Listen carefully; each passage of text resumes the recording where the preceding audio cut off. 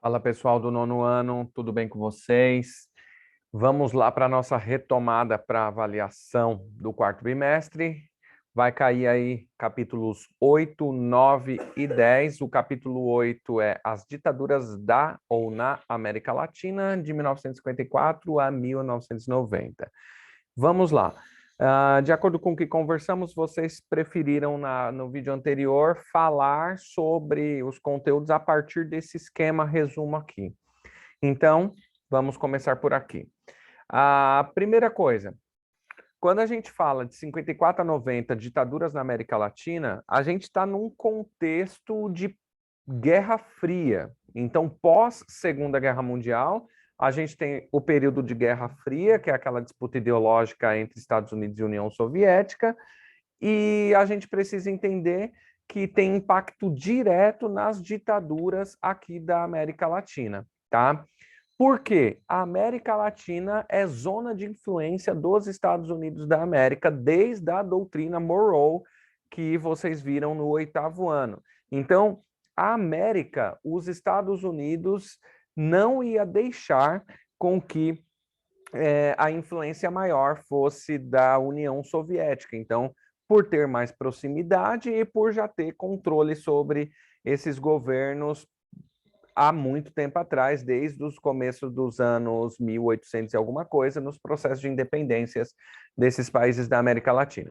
Então, lembrando, o impacto direto da Guerra Fria sobre as ditaduras da América Latina, sobre influência do governo dos Estados Unidos da América. Como que os Estados Unidos vai influenciar?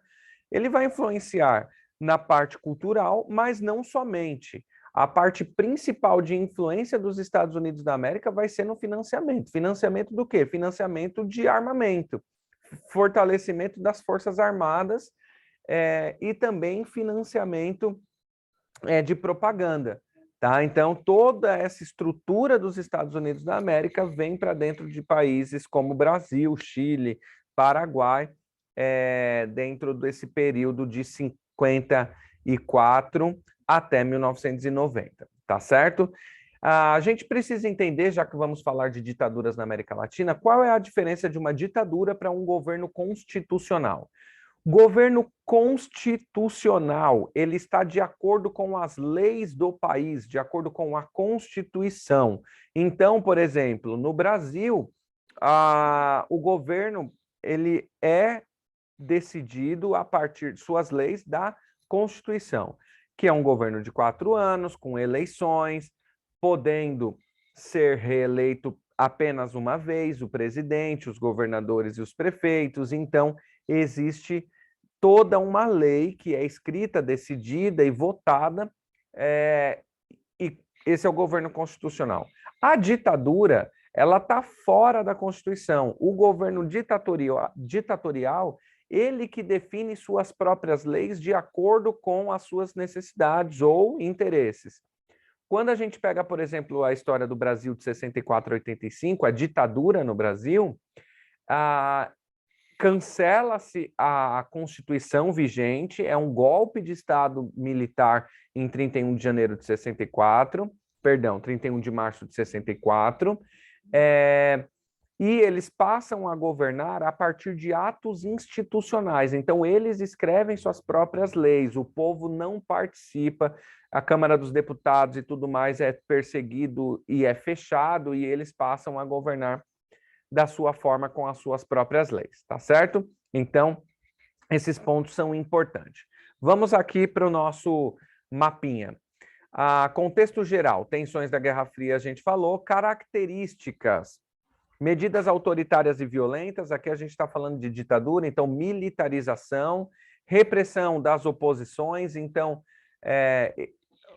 geralmente se enxerga um inimigo e se tem que combater, isso vai ser muito violento porque as Forças Armadas estão do lado desses grupos, propaganda e censura, então os meios de comunicação são muito importantes e a censura, o que pode, o que não pode, na verdade, vai ser colocado, modernização econômica e concentração de renda, isso daqui é falso, porque parece que acontece, porém, quando a gente vê na realidade, Só não sabemos dos roubos desses governos e tudo mais, porque existem censuras para que a gente acesse os documentos, mas depois a gente fica sabendo que a dívida externa aumenta muito dentro desses períodos ditatoriais.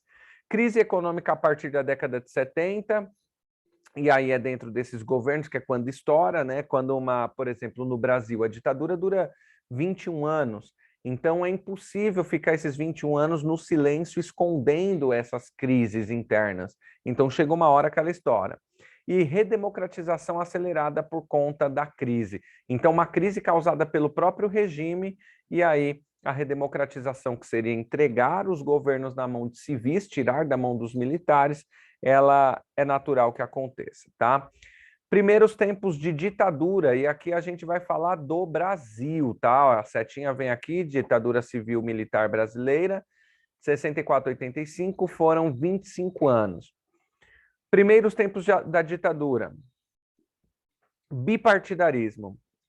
O que significa esse bipartidarismo?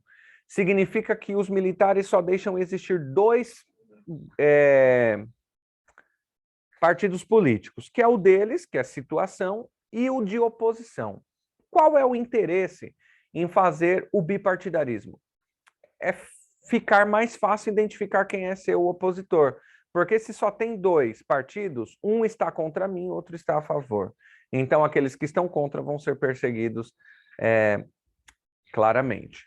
Eleições indiretas, então o povo deixa de participar. E os atos institucionais que eu citei para vocês, que são as leis escritas aí por eles no dia e na hora e de acordo com as suas necessidades.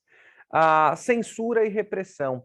Nesse caso, a perseguição aos opositores. E não só perseguição, né? Pessoas desapareceram, como a gente estudou, pessoas foram exiladas, não podiam mais viver no Brasil, e outras tantas foram mortas, presas, torturadas e tudo mais. Quero destacar aqui a questão da ditadura com os indígenas, que eu acho que esse esqueminha aqui não vai trazer. Em relação aos indígenas, sofreram a mesma violência, tá? Foram assassinados, foram expulsos de suas terras, aconteceu o etnocídio.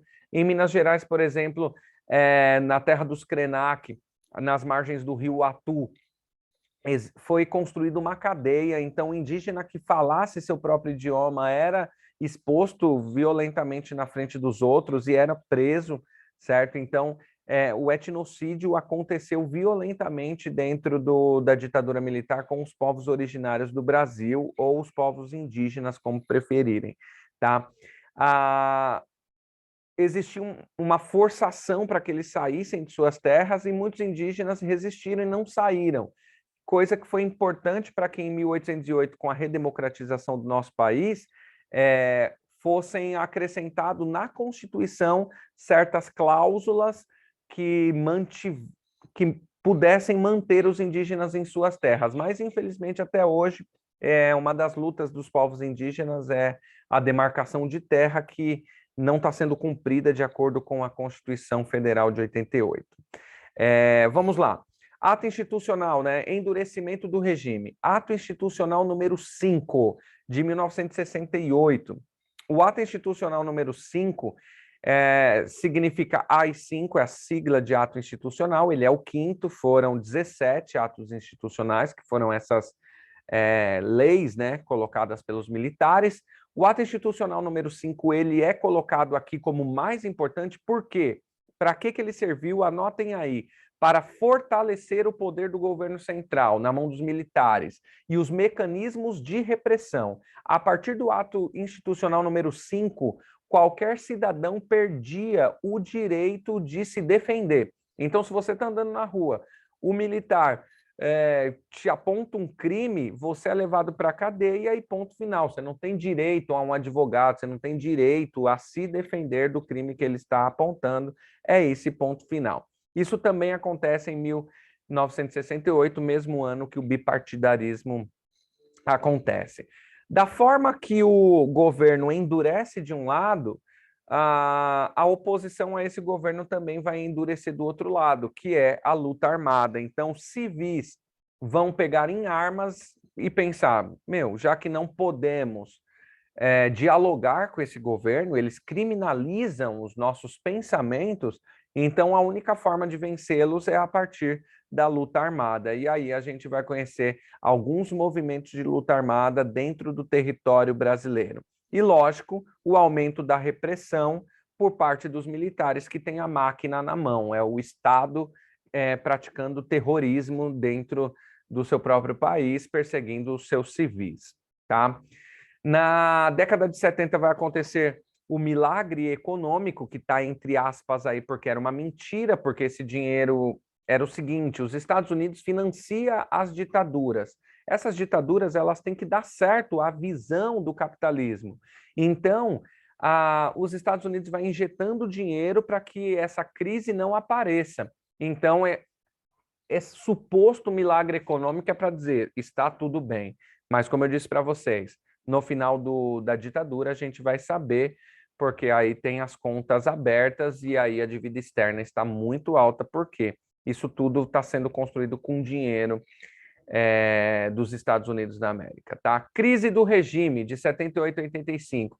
Lei de anistia. Anistia é tirar do nome de algumas pessoas os crimes que foram colocados, por muitas vezes esses crimes foram inventados pelos militares, né? Uma crise na economia, agora sim que a gente sabe a realidade do país, que esse dinheiro estava vindo dos Estados Unidos da América, e a transição para a democracia, né? Para a redemocratização, com eleições indiretas em 85. E aí os próprios parlamentares votavam. Muito importante no final desse regime aqui no Brasil é a nova Constituição, que é a Constituição de 1988, que é a Constituição que a gente utiliza até hoje no Brasil, que é chamada de Constituição Cidadã. Tá certo? Então, sobre a ditadura ou sobre as ditaduras, é isso. E agora vamos para o próximo capítulo, que se chama... Cadê o nome dele? O fim da Guerra Fria e o mundo contemporâneo. Vou direto para o mapinha lá, espero que não dê problema aqui. E aí a gente conversa sobre ele. Eu não sei a página, senão eu digitava. Mas acho que já deve estar chegando ao final. Aqui. Atividades. Vamos lá, passou. Esqueminha. Fim da Guerra Fria e o mundo contemporâneo. Capítulo 9. Quando a gente fala de fim da Guerra Fria, é aquela disputa ideológica Estados Unidos e União Soviética. Por que ela acaba?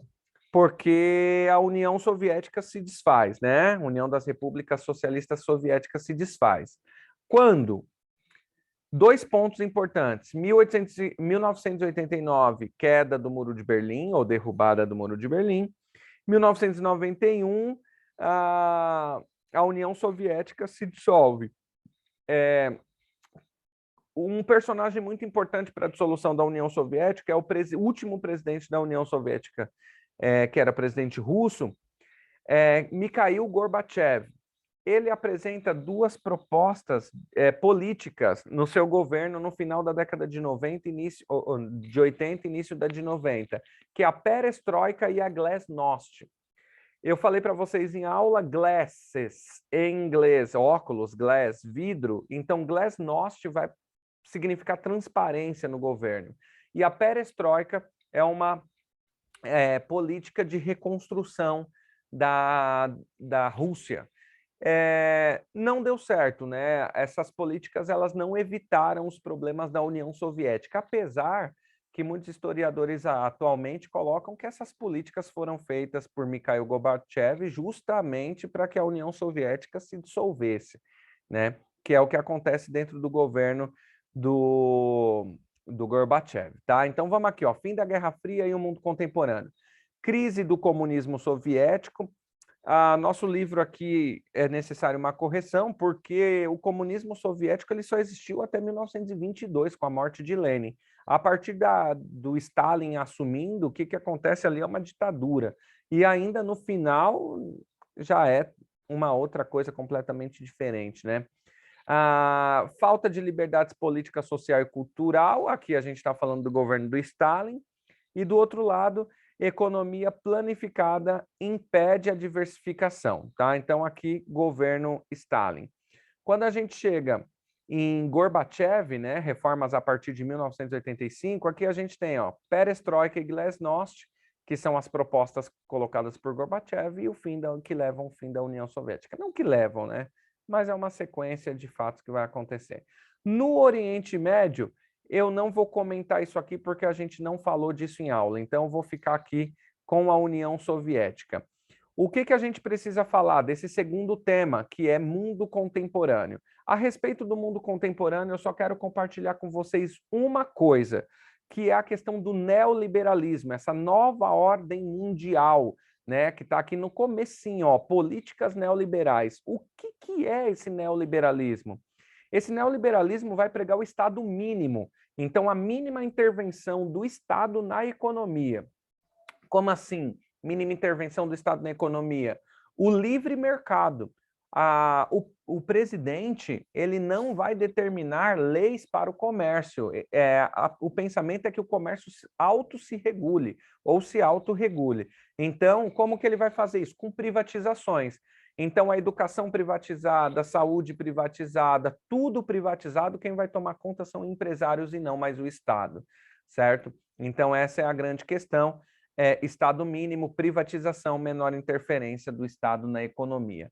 Economia transnacional, estímulo ao consumo, aqui o que eu disse, privatizações, intervenção mínima do Estado na economia, aumento da desigualdade social, isso é consequência, né, do neoliberalismo, lutas anti-globalização, terrorismo é um termo que eu não gosto, porque é criado pelo Ocidente para apontar que o outro é errado, né, como se eles não praticassem, intensificação das migrações, que aí vai essas grandes crises em algumas regiões provocadas pelo capital, e crescimento da desigualdade social, que é o objetivo do sistema capitalista, né?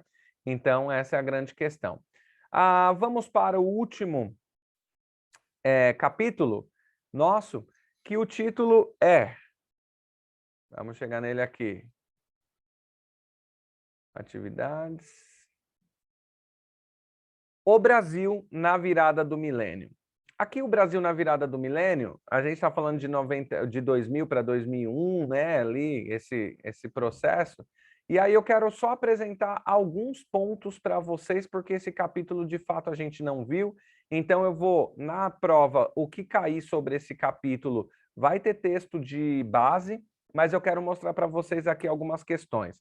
Primeiro, pensando os anos 2000. Então, a gente vai trazer aqui governos a partir da redemocratização, Collor, Fernando Henrique, Lula, Dilma e Jair Messias Bolsonaro, passando aqui pelo Michel Temer e pelo Itamar Franco, que foram vices daqueles que foram impeachmentados ou impedidos, que foi Collor e Dilma, tá? O que é importante a gente observar aqui? Esse processo na nova forma de democratização do nosso país. Primeiro, Fernando Henrique Cardoso, que vai surgir a partir do governo dele o Plano Real, né? Quer dizer, ainda surge um pouquinho antes, mas aí ele é eleito por causa do Plano Real, e aí a gente tem esse processo de estabilidade econômica que vem lá do Itamar Franco, ele era o ministro da Fazenda no Itamar Franco e se elege por causa do Plano Real, né? Que em 94 dá certo. Para vocês terem noção, em 94 a paridade era de R$1 para $1, tá? Esse processo ele vai seguir quando chega nos anos 2000. A gente tem muitos textos que apresentam que o Brasil tem uma diminuição da pobreza, mas aí aponta um problema, os mais ricos ficam mais ricos também, então tem uma concentração de renda que impede que essa desigualdade social no Brasil ela diminua tanto, então ela diminui, porém a gente ainda tem a concentração de renda, isso a partir dos anos 2000, pegando aqui o governo Fernando Henrique Cardoso um pouquinho adiante, e aí a gente vai ter um grande movimento no governo Dilma Rousseff, que é as jornadas de junho de 2013, que a gente está vendo resposta até hoje a respeito desse movimento, que foi a galera indo para a rua, que são os famosos aí, colocaram como precariados, que são pessoas que ganhavam até 3 salários mínimos, com má qualificação, ou às vezes jovens tentando encontrar o primeiro trabalho, e aí isso estoura por conta... o primeiro movimento de 2013 de junho, a jornada começa por causa do aumento na tarifa em São Paulo de ônibus de 40 centavos. Para vocês verem aí a situação que as pessoas estavam passando. Aumenta 40 centavos a tarifa, o povo vai para a rua, e aí se começa um grande movimento de transformação no nosso país, que são as manifestações de junho, tá? Então, esse movimento vai seguindo, que está aqui no Jornadas de Junho, até a queda da Dilma, né, o golpe de 2016, e a gente vai chegar nos governos atuais. Então, sobre esse movimento aqui, esse último capítulo, é importante vocês pensarem aí, essa diminuição da pobreza a partir dos anos 2000, mais a concentração de renda, então isso significa que o Brasil fica mais rico, porém os ricos mais ricos e os pobres melhora só um pouquinho, e depois as jornadas de junho com origem na tarifa de São Paulo e os precariados aí sem qualificação, com salário de até 3 salários mínimos, jovens tentando entrar no primeiro emprego. Meus jovens, bons estudos para vocês, boa prova e a gente se vê.